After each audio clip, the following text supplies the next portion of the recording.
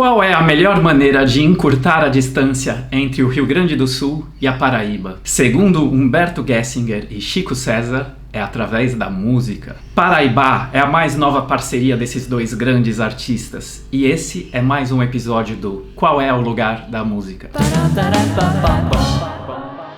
Furar bolhas e encurtar distâncias através da arte é o tema da mais nova música do compositor gaúcho Humberto Gessinger e do paraibano Chico César. Humberto escolheu um lugar inusitado e distante para gravar essa nova canção, a Suécia, na Escandinávia. E eu tive o prazer de encontrar com ele lá longe para conversar sobre isso tudo. Então eu vou deixar o próprio Humberto explicar para vocês a história dessa parceria. E não se esqueça de deixar o like e já se inscrever no canal para mais vídeos de música do Brasil e do mundo. E agora, fique com Humberto Gessinger.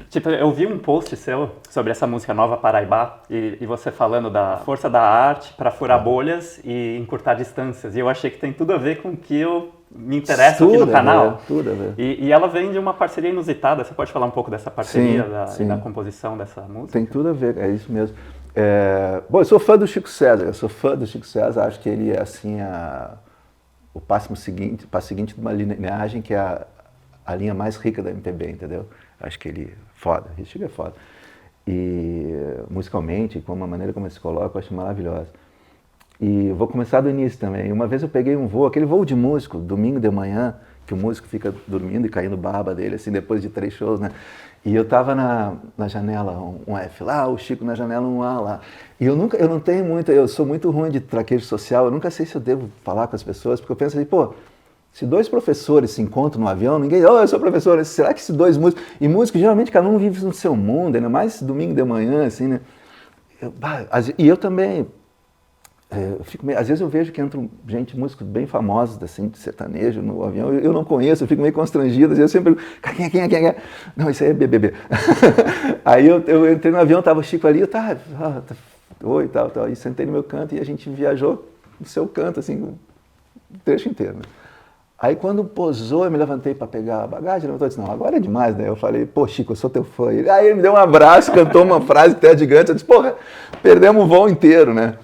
Aí tá, nunca mais nos vimos, tal. E aí, um tempo atrás, eu acho que eu falei sobre como eu gosto dele num podcast, ele me replicou, assim, super agradecido.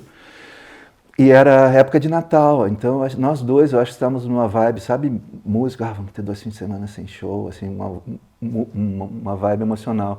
E eu acho que ele estava visitando a cidade dele, né, na Paraíba e tal.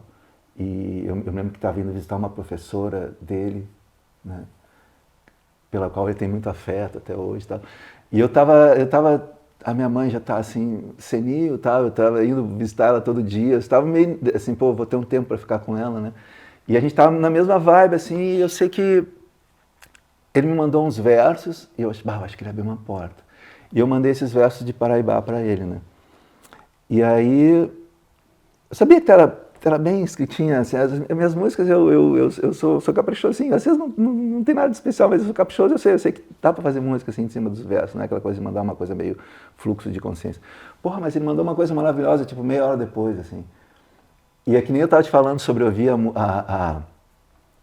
minha música na voz de outro, né, tipo, pra ser sincero, Tente Entender, que a Ana Vitória gravou e tal.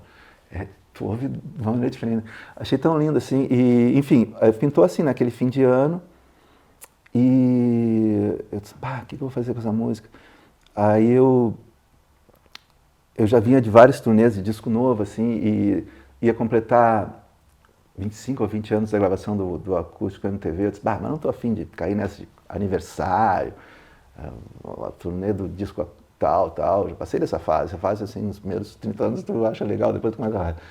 Mas aí eu disse, não, mas pô, tem 2 discos acústicos, e o Novos Horizontes é um disco muito importante para mim, passou meio batido na sombra do MTV, eu disse, essa música tem tudo a ver com um disco acústico, onde eu vou gravar 10 canções de um show acústico e vou botar 2 inéditas, como eu sempre faço.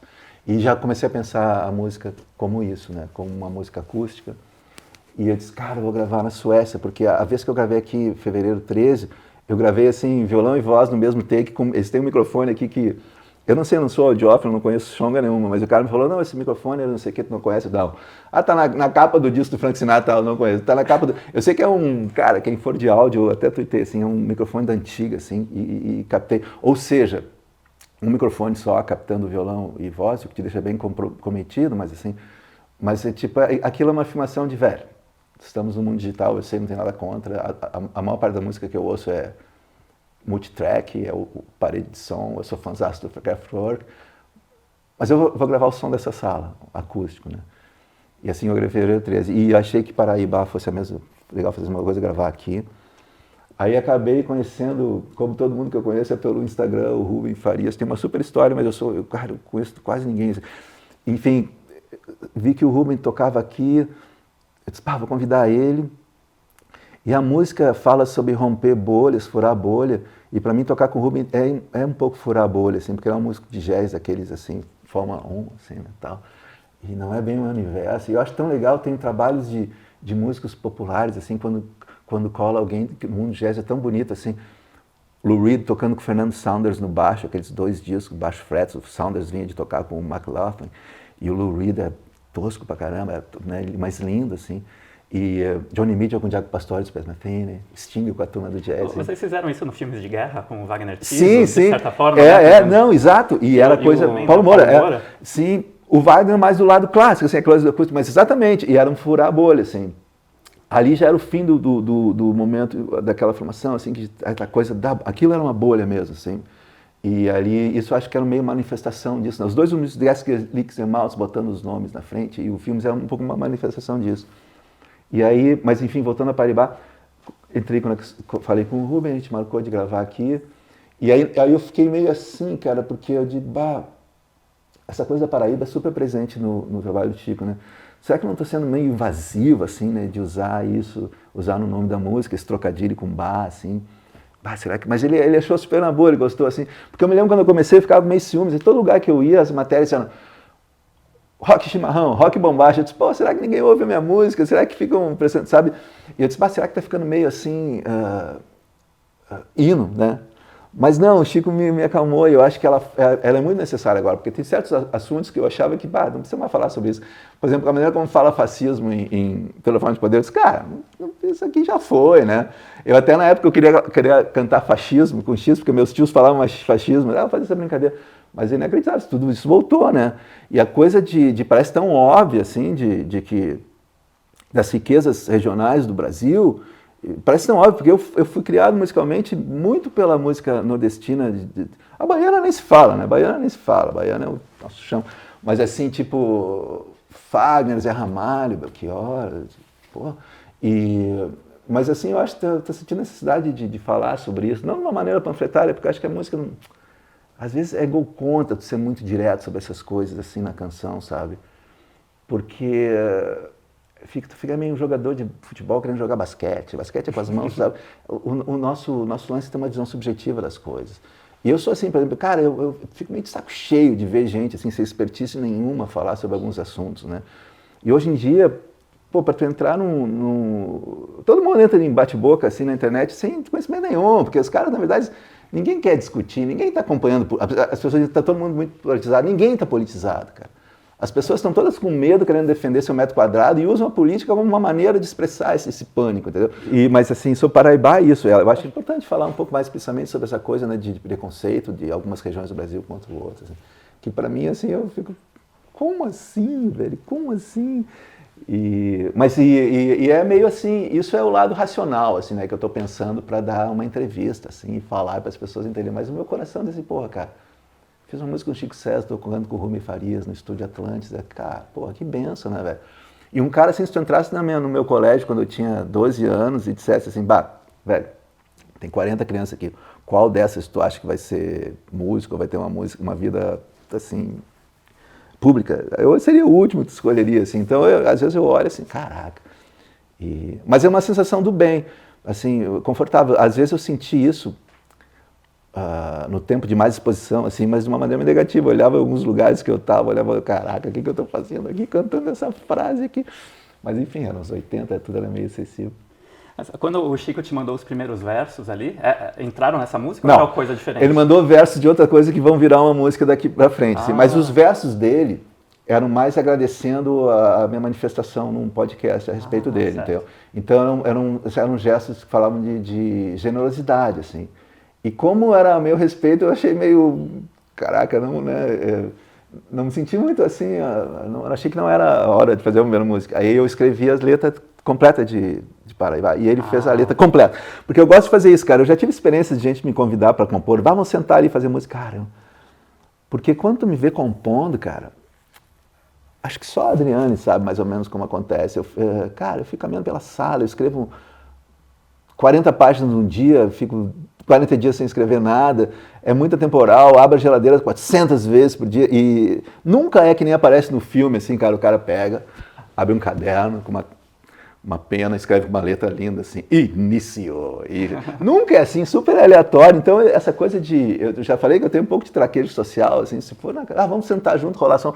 Eu acho que muita gente funciona assim, acho que Lennon e McCartney, antes deles ficarem, assim, cada um fazendo a sua, devia funcionar assim, e tem, casamentos perfeitos, né?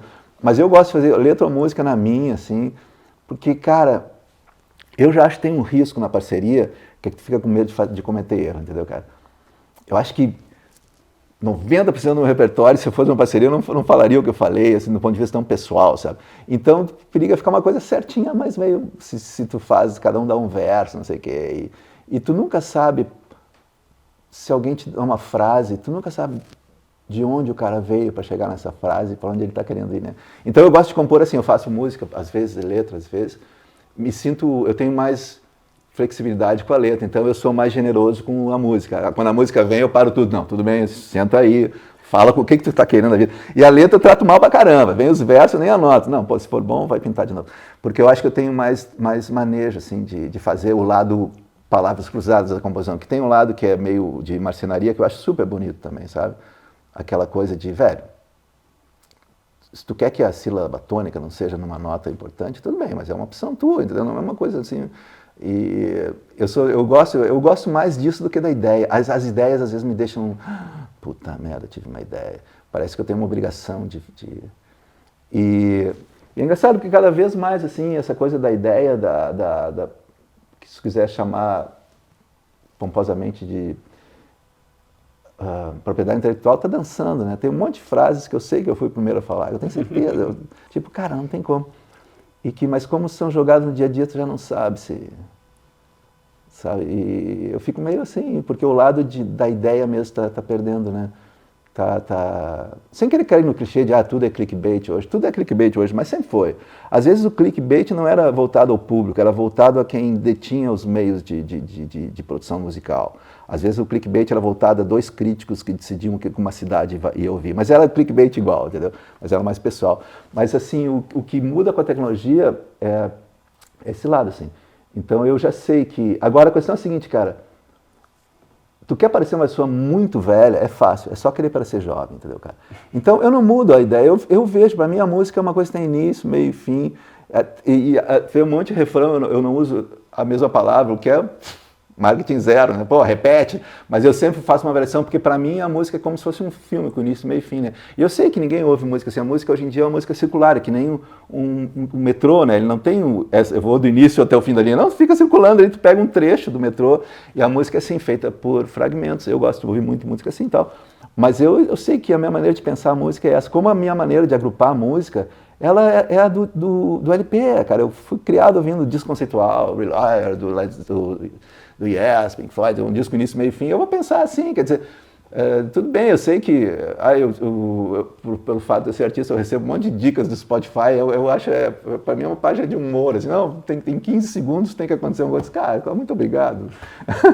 Mas assim, porque eu acho que não, e esse lado da tecnologia tem esse lado bom, que é marginal, ou seja, marginal no sentido de ser pouquinho, assim, mas é relevante, que tem espaço para tudo hoje. Tu pode pensar também a tua música como LP. O Spotify se aceita, né?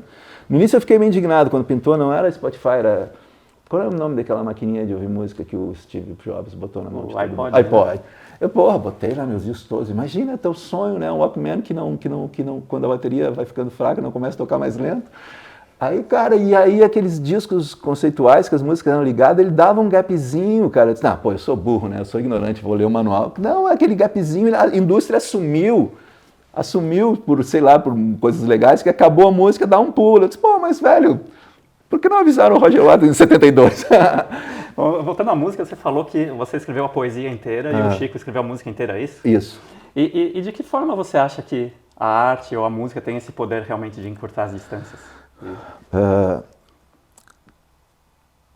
Tem, porque eu acredito, pode ser bobagem minha, porque tem essa coisa que tudo é meio relativo, né, que depende da cultura que tu vive, mas eu acho que tem uma coisa na informação musical, que é sonora, que tem um ritmo, ou às vezes não tem, mas tem, que ela faz uma conexão com o que tem mais íntimo de nós, né?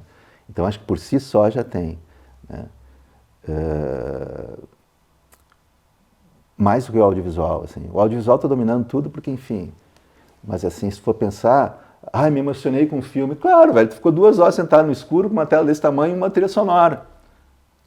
Agora tu te emociona com... Cara, o cara toca 16 segundos de Eleanor Rigby, tu tá chorando, velho. O cara fala que a Eleanor pegava o arroz que estava no chão na saída do casamento, chora, velho. É música, entendeu? Então acho que tem essa força aqui da música em si. Nesse caso tem essa real relação que rolou entre eu e o Chico, e tem a coisa do assunto da música, acho que tudo isso ajuda. O fato de eu estou na Suécia falando um cara que mora na Austrália, nós estamos falando sobre essa música. Como?